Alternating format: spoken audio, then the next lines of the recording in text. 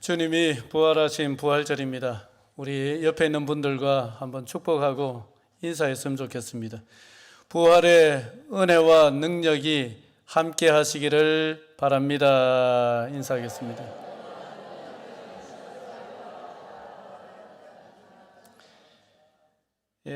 교회 화단에 보면은 각종 식물의 새순이 뾰족뾰족 고개를 내밀었습니다.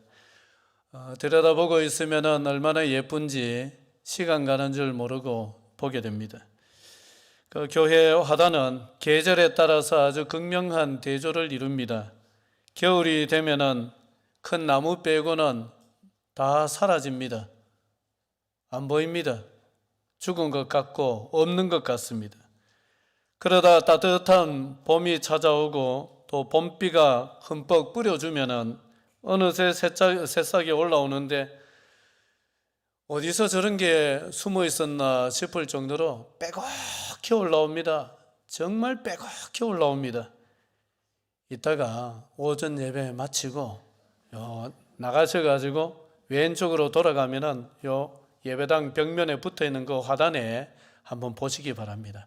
정말 빈틈없이 빼곡히 올라와 있습니다.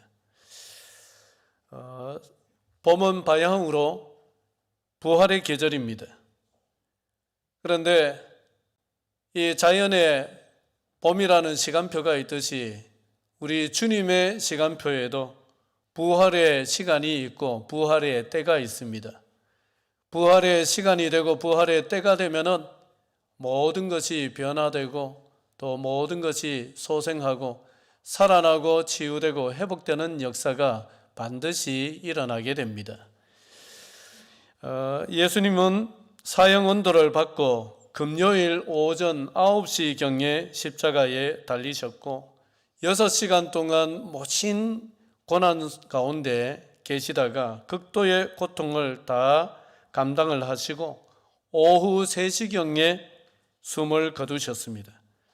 아리마대 사람 요셉과 니고데모 두 사람이 예수님의 시신을 수습을 해서 아리마대 사람 자기 집안의 묘실로 쓰려고 뚫어놓은 굴에다가 예수님을 안장을 하였습니다. 그때의 대제사장들과 바리새인들은 다시 빌라도에게 찾아가서 요구를 합니다. 혹시 제자들이 몰래 예수의 시신을 빼돌리고는 살아났다라고 선동을 할 수가 있으니 3일간 경비병을 두어서 굳게 지켜달라는 요구였습니다. 빌라도는 대제사장들과 이 바리새인들에게 너희들에게도 경비병이 있으니까, 여기서 경비병은 성전 경비병들입니다. 너희들에게도 경비병이 있으니까 그 경비병을 가지고 지켜라. 너희가 지킬 만큼 힘써 지켜라. 그렇게 돌려보냈습니다. 그렇게 해서 성전 경비병들이 예수님 무덤을 삼엄하게 지켰습니다. 그런데 이들이 간과한 것들이 있습니다. 뭐냐? 진리와 생명은 결코 죽지 않는다는 사실입니다. 이들이 아무리 경비병으로 지켜도 진리시요 또 생명이신 예수님의 부활을 막을 수는 없었습니다. 진리는 승리하고 생명은 살아납니다. 그것이 부활입니다.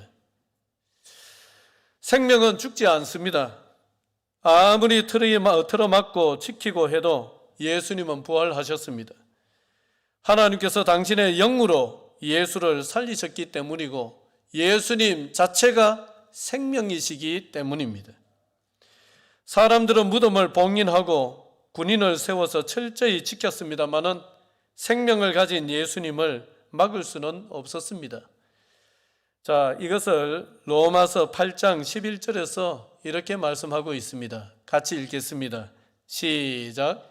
예수를 죽은 자 가운데서 살리신 이의 영이 너희 안에 거하시면 그리스도 예수를 죽은 자 가운데서 살리신 이가 너희 안에 거하시는 그의 영으로 말미암아 너희 죽을 몸도 살리시리라. 아멘. 여러분, 생명은 있으면은 살아납니다. 이게 무슨 말장난처럼 보이지만은 생명이 그런 것이죠. 생명이 있으면은 반드시 꿈틀거리고 살아납니다. 2009년도에 경남 함안에 있는 어떤 산성을 발굴하다가 거기에서 씨앗 10개를 발견을 했습니다. 그리고 연대를 측정해 보니까 지금으로부터 700년 전의 씨앗입니다. 고려시대입니다. 씨앗의 종류는 연꽃 씨앗입니다. 과연 700년 된 돌처럼 딱딱해진 석화된 이 씨앗이 심으면 발화를 할까? 궁금해해서 그것을 발굴했던 그 조사단 연구팀들이 그 씨앗에 간단한 처리를 하고 씨앗을 심었습니다. 어떻게 됐을까요? 700년 됐는데 살아났을까요? 놀랍게도 싹이 나고 또 꽃을 피웠습니다. 700년 전에 씨앗이 싹을 틔웠습니다. 그래서 그 연꽃의 이름을 아라연꽃이다, 아라연이다 이렇게 붙였습니다. 여러분, 생명이 있으면 언젠가는 살아납니다. 그리고 우리 가운데 임하여 계신 이 성령이 생명의 영이십니다. 살리시는 영이십니다. 그래서 이 성령이 우리 속에 살아계시면, 예수의 생명이 우리 속에 있으면 우리는 죽지 않습니다. 우리는 살아납니다. 이 이야기를 잘못 들어가지고 오늘 나가셔서 차에 한번 받쳐볼까? 그리고 뛰어들면 안 됩니다. 그런 의미가 아닌 줄 아시죠? 영적으로 받으시기를 바랍니다. 여러분, 교회가 어렵다. 이제 교회의 쇠퇴기다 이렇게 얘기를 하지만은 맞습니다. 교회의 쇠퇴기가 맞습니다. 1년에 사라지는 교회 개수가 3,000개가 넘습니다. 좀 놀라셔도 되고요. 주일학교가 이제 없는 교회 퍼센테이지가 어마어마합니다. 우리 노회 같은 경우는 90% 넘을 겁니다. 주일학교 없습니다. 모든 시골에 있는 노회들의 한결같은 형편이고 도시교회도 만만치가 않습니다. 주일학교 사라지는 퍼센테이지가 60% 넘어서고 있습니다. 쇠퇴기입니다. 신학을 하겠다고 목사가 되겠다고 신학교 가는 사람들 없습니다. 신학교 미달 상태로 돌입한 지가 수년 되었습니다. 이런 상태입니다. 그렇지만은 아무리 교회의 쇠퇴기고 영적인 쇠퇴기라 할지라도 생명이 있는 교회는 죽지 않습니다. 생명이 있는 교회는 죽지 않습니다. 예수를 안 믿던 사람이 예수를 인격적으로 만나고 거듭나는 일이 계속해서 이어지는 교회, 죽지 않습니다. 그저 교회를 다니는 것이 아니라 진정으로 예수로 거듭나서 기뻐하고 감격하면서 예배 때마다 여기저기서 흐느껴 우는 울음소리가 들리는 교회, 죽지 않습니다. 새벽과 남들은 보지 않는 밤늦게 예배당을 찾아서 정말 가슴을 부둥켜 안고 하나님 앞에 간곡히 기도하면서 눈물을 뿌리는 성도가 있는 교회, 죽지 않습니다. 여전히 죽지 않고 꿈틀거리는 이 못난 자를 십자가에 못 박고 주님 앞에 좀 더 가까이 가고자, 좀 더 주님 앞에 거룩하게 서고자 몸부림을 치면서 남들은 이해할 수 없는 그런 문제로 괴로워하며 영적인 문제로 괴로워하면서 주님 앞에 바로 서고자 애쓰는 성도가 있는 교회는 죽지 않습니다. 주일날 이곳에 와서 우리가 예배를 드립니다. 여러분, 참 귀한 일입니다만은 제가 몇 차례 말씀을 드리지만은 여기에 속지 마십시오. 이거 한다고 해서 내가 신앙생활 잘하고 있고 이걸 한다고 해서 내가 살아있다, 그렇게 속지 마십시오. 나 혼자 있을 때에 여전히 나는 주일 오전 예배에 참석했을 때처럼 주님께 집중하고자 하는 마음이 나에게 있는가? 아무도 보지 아니하는, 우리 성도들 하나도 보지 아니하는 그 세상 한가운데 살아가면서도 나는 이 세상에 타협하지 않으려고 주변 사람들 너 그렇게 왜 사냐? 네 혼자 그럴 필요 있느냐? 이런 말을 할 때라도 주님 앞에서 신앙 양심을 버릴 수가 없어서 그 신앙 양심 때문에 타협하지 않으려고 괴로워하고 좁은 길을 가려고 어려움을 마다하지 않을 수 있는 이런 심령, 이것이 나에게 있느냐? 여러분, 그걸 보시기 바랍니다. 아직도 예수 그러면은 무감각하고 아무런 마음도 느껴지지 아니하는 이런 마음이 아니라, 예수 그러면은 어디선가 또 뭉클한 마음이 솟아올라서 예수님 이러면은 그저 고맙기도 하고 주님 뜻대로 온전히 살아드리지 못해서 마음 한편으로는 죄송하기도 하고 미안하기도 하고, 이런 마음이 내 속에 아직도 남아있는가? 여러분, 그걸 보시기를 바랍니다. 그걸 보시기를 바랍니다. 그래서 내 마음이 살아있도록, 그래서 그 심령이 살아있는 성도들이 있으면은 교회도 죽지 않고 그 사람은 죽지 않습니다. 대나무는 땅 밑에 보이지 않는 곳에 몇 년간 영양분을 잔뜩 모아두었다가 때가 되면은 이제 싹을 틔워서 자라기를 시작하는데, 여러분, 대나무는 적게 자라는 날이 하루에 8cm 자라고 평균적으로 하루에 25cm를 자라고, 물이 많은 지방에서는 놀랍게도 하루에 1m 넘게 자란 것도 기록되어 있습니다. 대나무 있는 데 가서 하루 종일 지켜보십시오.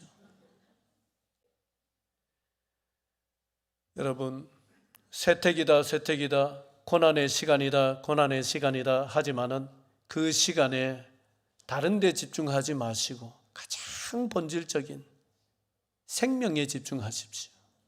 주님과의 관계에 집중하십시오. 주님이 생명이십니다. 주님을 많이 마음속에 경험하고 담아내시기를 바랍니다. 그러면 이것이 쌓이면은 딱 임계점이 찾아왔을 때 순식간에 자라기를 시작을 합니다. 순식간에 변화되기를 시작을 합니다. 그런 역사가 부활의 역사입니다. 이런 역사의 주인공들이 되시기를 바랍니다. 부활의 때가 되면은 주인공이 바뀝니다. 뭐가 바뀐다고요? 주인공이 바뀝니다. 부활의 때가 되면은. 자, 오늘 27장 65절 66절 두 절을 보겠습니다. 읽습니다. 시작.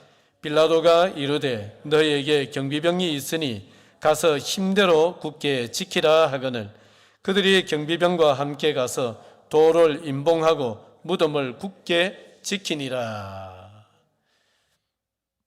부활의 때가 오기 전까지는 대제사장 무리의 세상이었습니다. 대제사장 무리가 모든 상황을 다 주도하고 주인공처럼 보였습니다.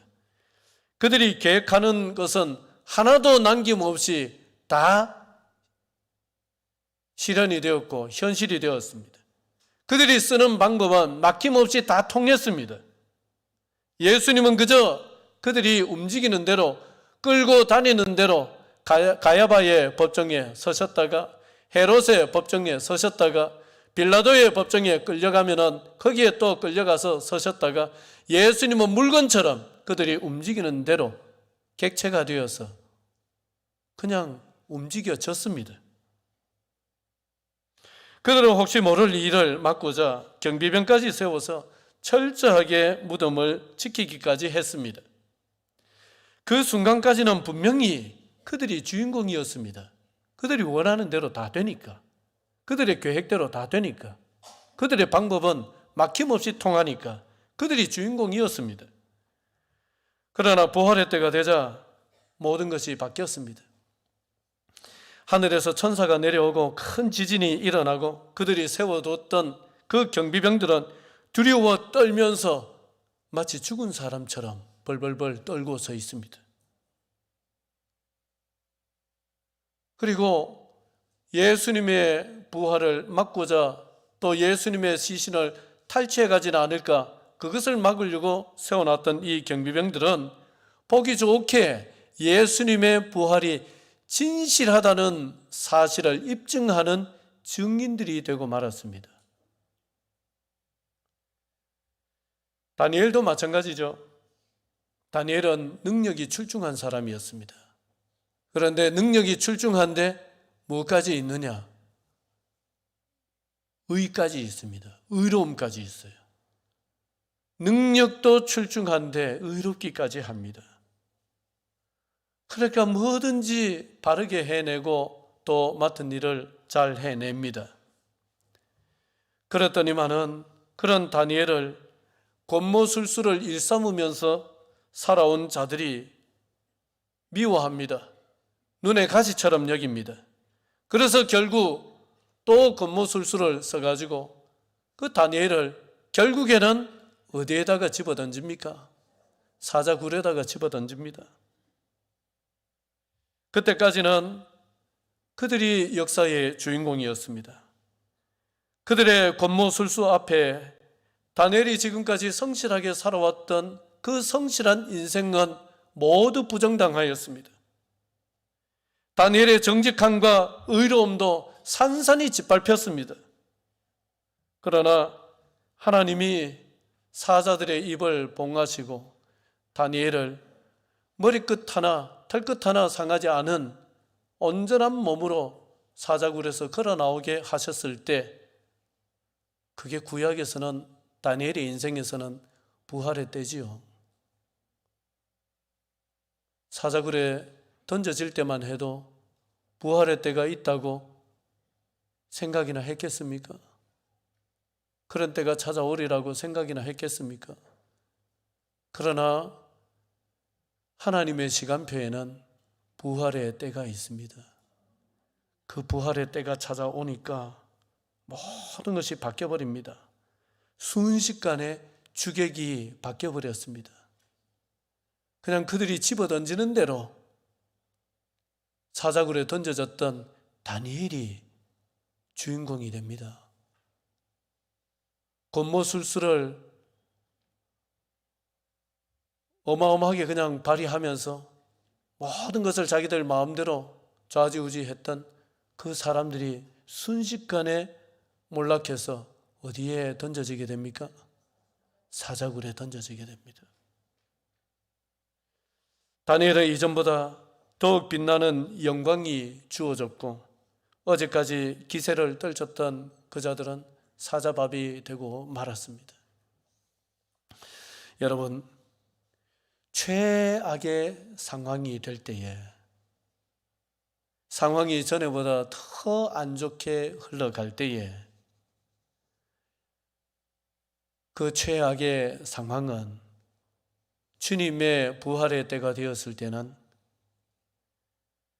주님의 영광을 드러내는 배경 설정이 된다는 사실을 기억하시기 바랍니다. 악인이 더 승리하고 나의 진심이 더 묻혀버리고 나의 성실함이 다 부정당하고 억울함은 더 증폭되어질 때에, 견딜 수 없는 그런 마음이 될 때에 여러분, 어쩌면은 부활의 때를 위한 주님의 빌드업 과정이라고 생각을 하시기를 바랍니다. 빌드업은 하나씩 하나씩 밑작업을 하면서 기초를 다져나가는 것이 빌드업입니다. 어쩌면은 우리 삶의 억울한 시간들은 하나님의 빌드업입니다. 주님의 때가 되었을 때에 이 모든 것이 바뀌어버리는데 저 깊이 묻혀 있었던 진실이 드디어 드러나기를 시작을 하고, 하늘을 찌르던 악인들의 권세는 밑바닥으로 곤두박질을 치게 되고, 억울하게 짚혔던 그 의로운 사람의 몸부림이 드디어 결실을 보게 되는 시간이 찾아오는 것입니다. 여러분, 어두움이 더 짙어져야 새벽이 오는 법이고, 태풍이 지나갈 때에도 마지막에 태풍의 기세가 어마어마하게 극에 달했을 때 다음날 고요한 태풍 후의 고요함이 찾아오는 법입니다. 그렇기 때문에 여러분, 주님의 때가 되면은 주객이 바뀌어버린다는 사실, 주인공이 바뀐다는 사실을 기억하시고 끝까지 인내하시고 견뎌내실 수 있기를 주의 이름으로 축원드립니다. 여러분, 셋째는 할 수 있는 일을 하는 사람에게 부활의 시간이 찾아온다는 사실입니다. 자, 28장 10절입니다. 28장 10절, 오늘 본문 읽은 부분을 넘어서는 10절인데 같이 읽겠습니다. 시작. 이에 예수께서 이르시되 무서워하지 말라. 가서 내 형제들에게 갈릴리로 가라 하라. 거기서 나를 보리라 하시니라. 아멘.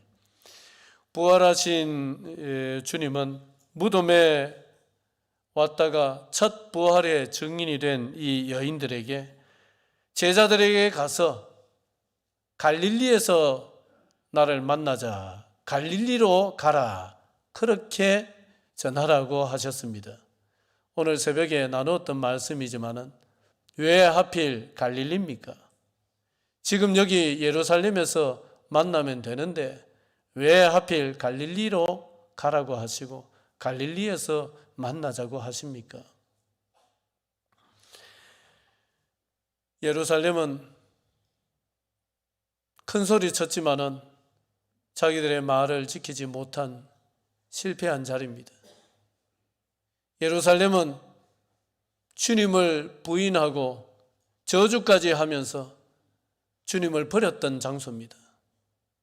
예루살렘은 주님과 함께 깨어 있어야 했을 그 시간에 깊은 잠을 자면서 전혀 영적으로 대비하지 못했던 참 어리석고 미련한 기억에 남아있는 실패의 장소입니다. 반면에 갈릴리는 그저 예수님이 좋아서 예수님을 만나서 따라오너라 했을 때에 배도 그물도 다 버려두고 정말 예수 한 분이면 족하다, 그래서 예수님을 따라 나섰던 곳이 갈릴리입니다. 주님과의 첫사랑, 주님으로부터 받은 첫 은혜의 기억이 고스란히 간직된 장소가 갈릴리입니다. 그래서 예루살렘이 아닌 갈릴리에서 만나자, 갈릴리로 가라 그러셨던 것은 우리 주님께서 너의 허물을 탓하지 않을 테니, 너희들의 잘못을 정죄하지 않을 테니, 이미 용서하였으니 우리 다시 시작을 해보자, 그런 주님의 사랑이었습니다. 다시 기회를 주시는 주님의 은혜였습니다. 그러면 제자들은 뭘 해야 됩니까? 제자들은 뭘 해야 됩니까?